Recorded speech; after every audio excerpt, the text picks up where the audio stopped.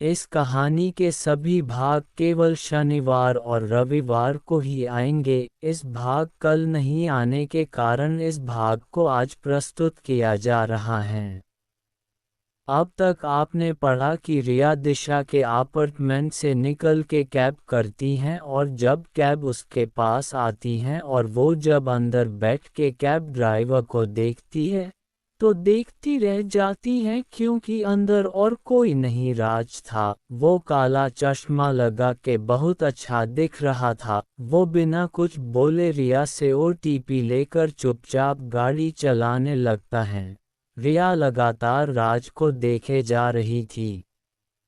राज का ज़्यादा ध्यान गाड़ी चलाने में था। वो भी कभी कभी गाड़ी में लगे कांच से उसे देख लेता था। रिया आज भी सफ़ेद रंग के सलवार कुर्ती में बहुत अच्छी लग रही थी। रिया का घर आ जाता है। वो राज को पैसे देती हैं और राज कुछ नहीं कहता है। रिया वहाँ से चली जाती हैं। राज थोड़ा आगे जाकर गाड़ी रोकता है और रिया के दिए पैसे को फ़ोन के कवर के पीछे रख लेता है। राज मन में सोचता है कि वो जब भी इस लड़की से मिलता है तो उसे क्या हो जाता है। दरअसल जब वो कल आंटी के घर से खाना खाया था तब से उसे रिया का ख्याल आए जा रहा था। वो रात भर इस कारण सो भी नहीं पाया था। आज वो दिन भर काम करके वो शांत हुआ था और वो लड़की आज फिर आ करके उसके दिल और दिमाग में तहलका मचा गई थी। राज फिर घर आ जाता है और सोचता हुआ थके होने के कारण सो जाता है। अब आगे भाग 4 रिया के लिए दादाजी की शर्त। अगले दिन सुबह सुबह रिया ऑफिस आ जाती हैं और उसके दादा के खास दोस्त और कंपनी के मुख्य वकील जो वहाँ बहुत ज़रूरी काम होने पर ही आते थे, उनका नाम रामचरण है, वहाँ ऑफिस में उसका पहले से इंतज़ार कर रहे थे। रिया उनको नमस्ते करके सामने अपनी कुर्सी पर जाकर बैठ जाती हैं। रिया ने उन्हें चाय दी और ऑफिस इतनी सुबह आने का कारण पूछा। वकील साहब हल्का सा मुस्कुरा के कहते हैं कि मुझसे ज़्यादा तुम्हें इस बात का इंतज़ार होना चाहिए। रिया थोड़ा आश्चर्य करते हुए रामचरण जी से पूछती हैं कि अंकल जी मुझे क्यों आश्चर्य होना चाहिए। रामचरण जी बोलते हैं कि तुम्हें अपने दादाजी की शर्तों को जो पूरा करना है। रिया आश्चर्य से बोली कि मैं कुछ समझी नहीं। दादाजी की शर्तें। रिया जी इतना भोली भी मत बनिए कि लोग आपको और मुझे बेवकूफ़ समझने लगे। दादाजी वसीयत के अनुसार यदि सब पोते पोतियों को 20% शेयर मिलेंगे, तुम्हें एक्स्ट्रा 20% शेयर तब मिलेंगे जब तुम उनकी कुछ शर्तें पूरी करोगी। मैंने उन शर्तों की लिस्ट तुम्हें दी थी। रिया बोलती हैं कि मुझे कुछ याद नहीं है। तुम्हें याद है कि जब मैंने सभी से शेयर अग्रीमेंट पर साइन करवाए थे, तब मैंने तुम्हें एक फ़ाइल दी और मैंने उसे तुम्हें पढ़ने को ज़रूर कहा था।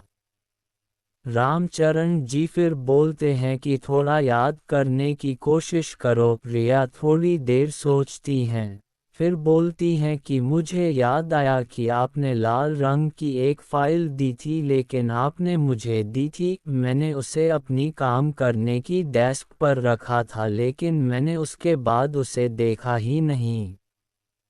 रिया बोलती हैं कि अंकल उसकी कोई दूसरी कॉपी मुझे ज़रूर भेजे और उसकी महत्वपूर्ण शर्त कौन सी हैं। रामचरण जी अपनी कुर्सी से उठकर के रिया के ऑफिस में कांच की बनी खिड़की की तरफ जाते हैं और फिर कुछ समय फ़ोन पर बात करते हैं। फ़ोन पर कुछ समय बात करने के बाद वापस आकर के रिया के सामने कुर्सी पर धीरे से बैठ जाते हैं। थोड़ी देर में उनके फ़ोन में नोटिफिकेशन की आवाज़ आती है। रामचरण जी आंखों पर चश्मा लगा के मोबाइल में एक फ़ाइल होती है, जिसे मोबाइल में खोल के रिया के आगे कर देते हैं। रिया मोबाइल लेती हैं। तब रामचरण जी बोलते हैं कि इसमें जो गहरे रंग में लिखा है वो तुम्हारे दादा की आवश्यक शर्तें हैं। बाकी अन्य शर्तें वो भी हैं जो वो पूरा होते हुए देखना चाहते थे।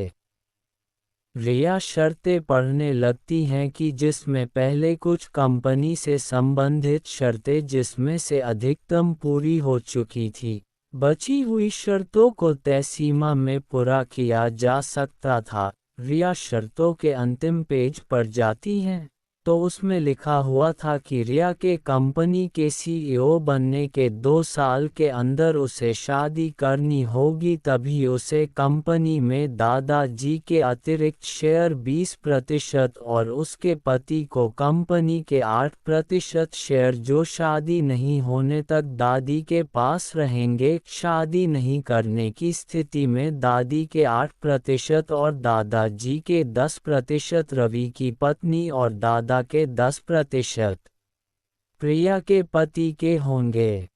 रिया ये शर्तें पढ़कर के घबरा जाती हैं और रामचरण जी की तरफ देख के कहती हैं कि आप तो दादाजी खास थे, तो आपने ये शर्तें क्यों डालने दी। रामचरण बोलते हैं कि बेटा तेरे दादा को लगता था कि तू कंपनी के काम में इतनी व्यस्त ना हो जाना कि अपनी शादी भूल जाए, और दूसरी बात तेरे घर में सब तेरे खिलाफ हैं, तो कोई तो मुश्किल वक्त में साथ देने वाला होना चाहिए ना।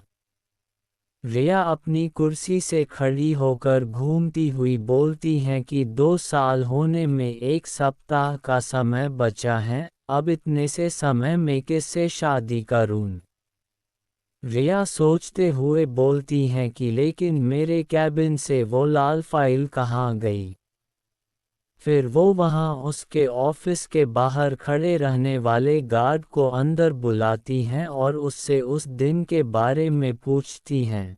वकील रामचरण रोज रोज नहीं आते थे, उस समय का उस गार्ड को ध्यान होता है, तो थोड़ा याद करके वो बोलता है कि आपके जाने के बाद प्रिया मैडम आई थी और लाल रंग की फाइल लेकर गई थी।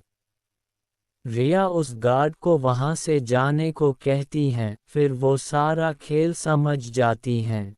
वो वापस से रामचरण जी के पास आकर उन्हें जल्द ही शादी के बारे में बताने का कहकर उनका यहाँ आने के लिए थैंक्स यू कहती हैं।